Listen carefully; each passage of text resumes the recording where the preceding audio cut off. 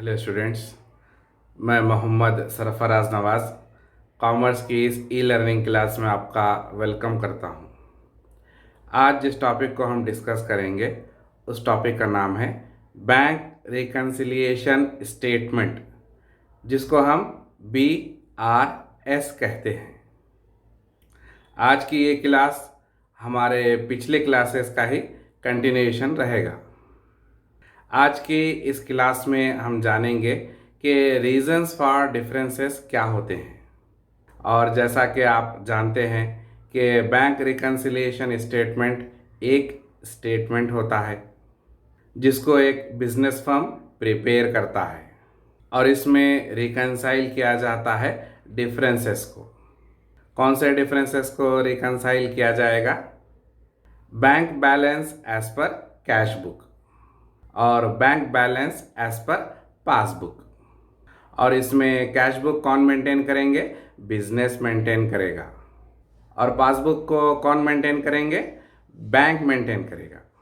और बिजनेस में बहुत सारे डिफरेंसेस होते हैं जिसकी वजह से कैश बुक का बैंक कॉलम और पासबुक दोनों आपस में टैली नहीं होते। कैश बुक को बिजनेस का अकाउंटेंट मेंटेन करेगा और वही डिफरेंसेस का पता लगाएगा।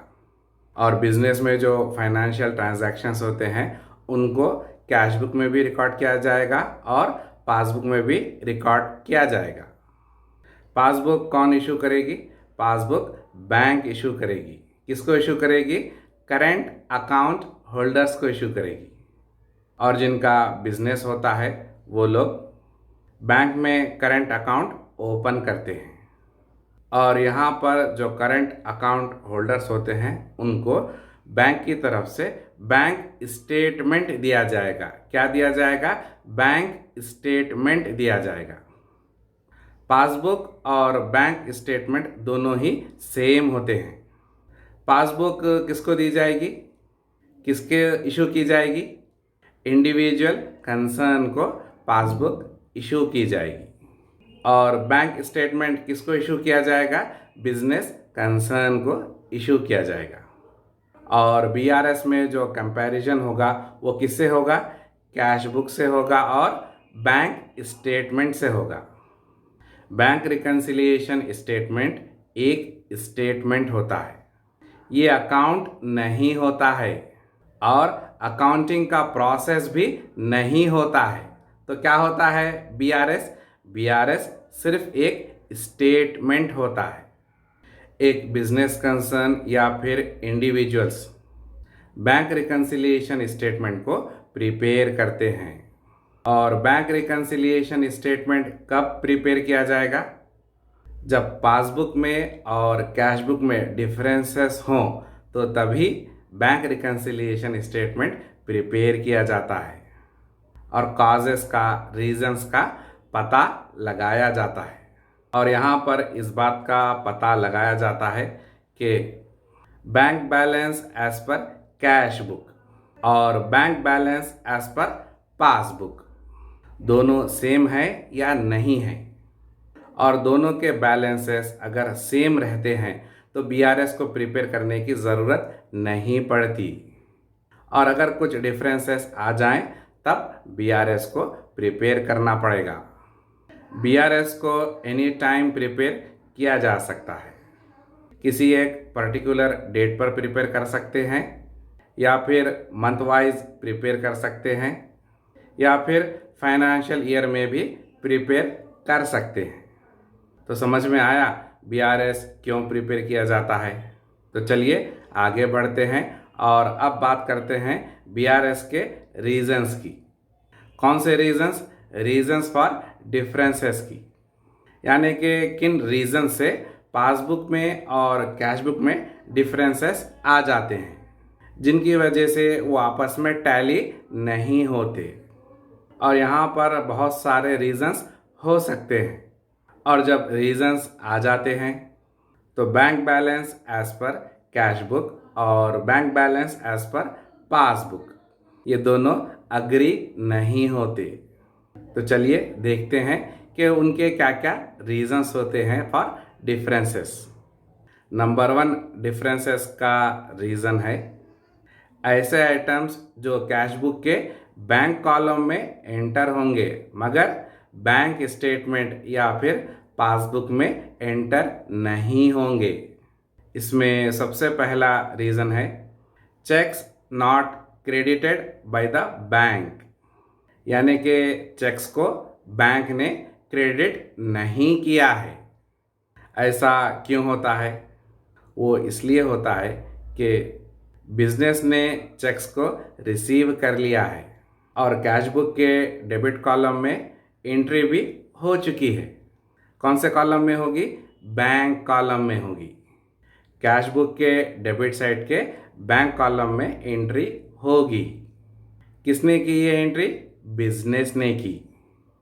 बिजनेस ने तो उसको अपनी किताबों में एंट्री कर ली, अपने कैश बुक में एंट्री कर ली, मगर किसी रीज़न से उस चेक को बैंक को सेंड नहीं किया गया, यानी कि उस चेक को बैंक को नहीं भेजा गया।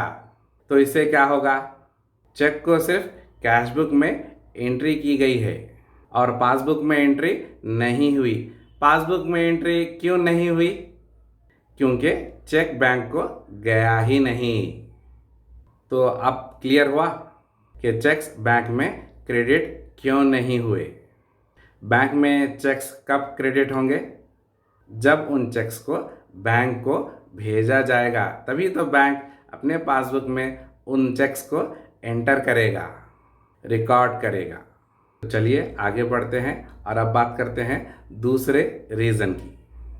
Checks not presented to the bank. इस केस में क्या होता है कि बिजनेस इस केस में चेक को ड्रॉ करता है मगर पेमेंट के लिए बैंक को प्रेजेंट नहीं करता। तो इस आइटम की एंट्री कहाँ पर होगी? तो इस आइटम की एंट्री कैश बुक में क्रेडिट साइड में बैंक कॉलम में होगी। इस केस में बिजनेस ने चेक को ड्रॉ कर दिया और कैश बुक के बैंक कॉलम में भी एंट्री कर दी गई। क्या इस आइटम की पासबुक में एंट्री होगी? नहीं होगी। क्यों नहीं होगी? क्योंकि चेक बैंक को प्रेजेंट ही नहीं किया गया है और जब बैंक में चेक आया ही नहीं है तो इसकी एंट्री पासबुक में कैसे होगी? तो समझ रहे हैं आप कि कैसे रीजंस आ रहे हैं डिफरेंसेस के। फर्स्ट केस क्या था? Cheques not credited by the bank. और दूसरा केस क्या था? Cheques not presented to the bank. तो इन दोनों केसेस में क्या हुआ? इन दोनों केसेस में सिर्फ कैश बुक में एंट्री को रिकॉर्ड किया गया, पासबुक में रिकॉर्ड नहीं किया गया। क्यों नहीं किया गया? क्योंकि चेक्स बैंक को आए ही नहीं, इसीलिए पासबुक में उसको रिकॉर्ड नहीं किया गया। तो डिफरेंस तो आएगा ही। तो चलिए आगे बढ़ते हैं और अब बात करते हैं ऐसे आइटम्स की जो बैंक के पासबुक में एंटर होंगे मगर कैश बुक में उसको एंटर नहीं किया जाएगा। इसमें सबसे पहले आता है डायरेक्ट ट्रांसफ़र। और जैसा कि आप जानते हैं कि बिज़नेस में बहुत सारे कस्टमर्स होते हैं और ज़्यादातर कस्टमर्स डायरेक्टली बैंक को पेमेंट कर देते हैं, यानी कि जो पैसे बिज़नेस को आना होते हैं वो डायरेक्टली कस्टमर्स बैंक में ट्रांसफ़र कर देते हैं। तो इससे पासबुक का क्रेडिट साइड बढ़ जाएगा और बिज़नेस को ये बाद में पता चलेगा कि कस्टमर ने डायरेक्ट ट्रांसफ़र बैंक में किस डेट पर किए हैं। तो एंट्री कैश बुक में बाद में होगी। और इसका दूसरा रीज़न है बैंक चार्जेस। इस केस में क्या होता है कि बिज़नेस यहाँ पर बैंक के सर्विसेज लेता है, तो यहाँ पर बैंक अपने सर्विसेज के लिए बिज़नेस पर कुछ चार्ज करेगा, उसी को बैंक चार्जेस कहेंगे। तो यहाँ पर बैंक चार्जेस कौन चार्ज करेंगे? बैंक करेगा। और बैंक क्या मेंटेन करता है? बैंक स्टेटमेंट या फिर पासबुक। तो बैंक यहाँ पर क्या करेगा? बैंक चार्जेस को अपने बैंक स्टेटमेंट में यानी कि पासबुक में डेबिट साइड पर उसको एंटर करेगा। तो बैंक चार्जेस की एंट्री कहाँ पर हुई? बैंक चार्जेस की एंट्री सिर्फ पासबुक में हुई, कैश बुक में नहीं हुई। तो डिफरेंस आएगा। चलिए आगे बढ़ते हैं और अब बात करते हैं तीसरे रीज़न की, और वो है स्टैंडिंग ऑर्डर। इसमें क्या होता है कि बिजनेस बैंक को इंस्ट्रक्शंस देता है कि वो एक फिक्स्ड अमाउंट रेगुलर पेमेंट कर दे। फॉर एग्ज़ाम्पल, बिजनेस का रेंट है, बिजनेस की इलेक्ट्रिसिटी बिल होती है, और बिजनेस का टेलीफोन बिल भी होता है, और बिजनेस का इंश्योरेंस प्रीमियम भी होता है। और ये सारे के सारे बिजनेस के रेगुलर पेमेंट्स हैं, और बिजनेस को ये पेमेंट्स करना ही है। तो बिजनेस यहाँ पर बैंक को इंस्ट्रक्शंस देता है कि वो इन पेमेंट्स को अदा कर दे। तो बैंक यहाँ पर कौन सी बुक प्रिपेयर करता है? पासबुक प्रिपेयर करता है, या फिर बैंक स्टेटमेंट प्रिपेयर करता है। तो स्टैंडिंग चार्जेस को यहाँ पर पासबुक में डेबिट साइड पर बताया जाएगा।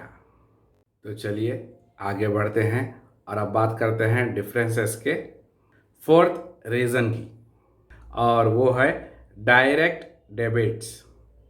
डायरेक्ट डेबिट्स का मतलब जब बिजनेस अपने क्रेडिटर्स को ये परमिशन देता है कि वो मनी डायरेक्टली बिजनेस के अकाउंट से निकाल सकता है।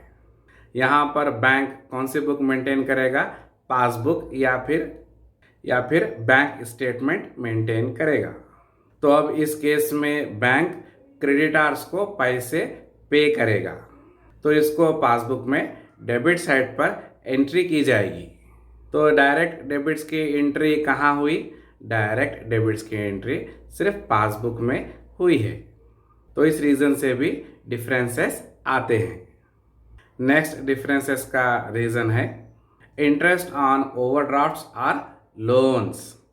इस केस में लोन्स पर और ओवरड्राफ्ट्स पर, जिसको हम ओडी कहते हैं, इंटरेस्ट पे किया जा रहा है। कौन पे कर रहा है?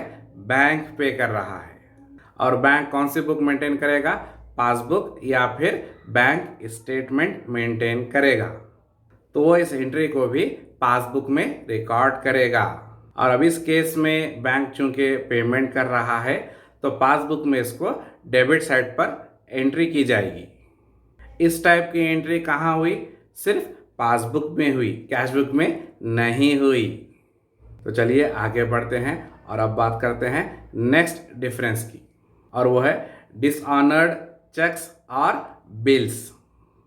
इस केस में बैंक क्या करता है? चेक्स बिजनेस को रिटर्न करता है। क्यों रिटर्न करता है? क्योंकि बैंक अकाउंट में कैश बैलेंस अवेलेबल नहीं है। किसका नहीं है? बिजनेस का कैश बैलेंस अवेलेबल नहीं है। इसलिए बैंक क्या करता है? चेक्स या फिर बिल्स को बिजनेस को रिटर्न कर देता है, वापस कर देता है, लौटा देता है, और बैंक इसको अपने पासबुक में डेबिट कर देता है। और बैंक जब ये इंफॉर्मेशन बिजनेस को देता है, तो वो इसको रिकॉर्ड कर लेता है, और उसका क्या रिजल्ट निकलेगा?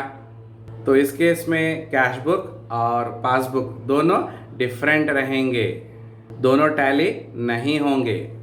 तो ये डिफरेंसेस के रीजंस समझ में आए? ये जितने भी रीजंस को यहाँ पर डिस्कस किया गया है, ये तमाम के तमाम डिफरेंसेस बीआरएस में आएंगे, और ये जितने भी आइटम्स हैं इनको पासबुक में रिकॉर्ड किया गया है, कैशबुक में रिकॉर्ड नहीं किया गया है। और बीआरएस में थोड़े एरर्स भी होते हैं, कुछ गलतियाँ भी होती हैं, जिनकी वजह से डिफरेंसेस आ जाते हैं। बिजनेस से भी कुछ एरर्स हो जाते हैं, कुछ ट्रांजैक्शंस की रिकॉर्डिंग रॉन्ग हो जाती है, या फिर कुछ ट्रांजैक्शंस को भूल जाते हैं, जैसा कि चेक्स को डिपॉजिट करना है, या फिर चेक्स को इशू करना है, या फिर रॉन्ग बैलेंसिंग हो जाती है। और इन रीजंस की वजह से भी कैशबुक और पासबुक आपस में टैली नहीं होते, उनमें डिफरेंस आ जाता है। एरर्स बिजनेस से भी हो सकते हैं, बैंक से भी हो सकते हैं। बैंक भी रॉन्ग ट्रांजैक्शंस रिकॉर्ड कर लेता है, या फिर कुछ ट्रांजैक्शंस को रिकॉर्ड करना भूल जाता है, और उसका क्या रिजल्ट होगा? जब भी कोई चीज़ भूल गई है, नहीं उसको लिखा गया है, रॉन्ग लिख दिया गया है, तो पासबुक और कैशबुक में डिफरेंसेस आएंगे। तो समझ में आया बैंक रिकन्सिलिएशन स्टेटमेंट में डिफरेंसेस क्यों आते हैं और उनके क्या रीजंस होते हैं? क्लियर हुआ? तो आज की इस क्लास में आपने क्या सीखा? आज की इस क्लास में आपने सीखा कि बैंक रिकन्सिलिएशन स्टेटमेंट में डिफरेंसेस आने के मेन रीजंस क्या होते हैं, जिसको हमने कैश बुक और पासबुक के साथ डिफरेंटली डिस्कस किया है। आज के इस पीरियड में जबकि हर चीज़ डिजिटल हो चुकी है, टेक्नोलॉजिकली एडवांस हो चुकी है, तो बिज़नेस में भी कुछ सॉफ्टवेयर्स आ चुके हैं और उसमें से एक सॉफ्टवेयर है व्यापार। क्या है? व्यापार एक सॉफ्टवेयर है जो एक अकाउंटिंग सॉफ्टवेयर है, जिसका काम बैंक्स के डिटेल्स को चेक करना होता है और बैंक स्टेटमेंट को यह खुद ही रिकंसाइल कर लेता है, जिसकी वजह से टाइम और एफर्ट दोनों सेव होते हैं। इस अकाउंटिंग सॉफ्टवेयर जिसको हम व्यापार कहते हैं, उसकी हेल्प से बिजनेस के और बैंकिंग के जितने भी एक्टिविटीज़ हैं, both internal and external activities easily merge हो जाते हैं। यहाँ पर हम इंटरनल एक्टिविटी को इंटरनल सोर्स बोलेंगे जो कि कैश बुक होगा, और एक्सटर्नल एक्टिविटी को एक्सटर्नल सोर्स बोलेंगे जो कि पासबुक होगा। तो इस सॉफ्टवेयर की वजह से कैश बुक और पासबुक दोनों आपस में मर्ज हो जाते हैं, और इन दोनों में कैश बुक में और पासबुक में जितने भी मिसमैचेस हुए हैं या फिर डिफरेंसेस आए हैं, उन सब को आइडेंटिफाई कर लिया जाता है और प्रॉपरली रिकॉर्ड भी कर लिया जाता है। ये बहुत ही अच्छा अकाउंटिंग सॉफ्टवेयर है। क्या नाम है इसका? व्यापार। क्या नाम है? व्यापार अकाउंटिंग सॉफ्टवेयर, जो बीआरएस को प्रिपेयर करने में हेल्प करता है। तो आपको आज की ये क्लास समझ में आई है और मैं उम्मीद करता हूँ कि आपको आज की ये क्लास समझ में आई होगी। बैंक रिकन्सिलिएशन स्टेटमेंट के ऑलरेडी 3 वीडियोस को प्रिपेयर किया गया है। This is the 4th video. तो आपको आज की ये क्लास समझ में आने के लिए बीआरएस के पिछले वीडियोस को देखना पड़ेगा, समझना पड़ेगा, तभी आपको आज का ये वीडियो समझ में आएगा। तो चलिए हमारी इस क्लास को यहीं पर रोकते हैं और मिलते हैं अपने नेक्स्ट वीडियो में। तब तक के लिए थैंक यू।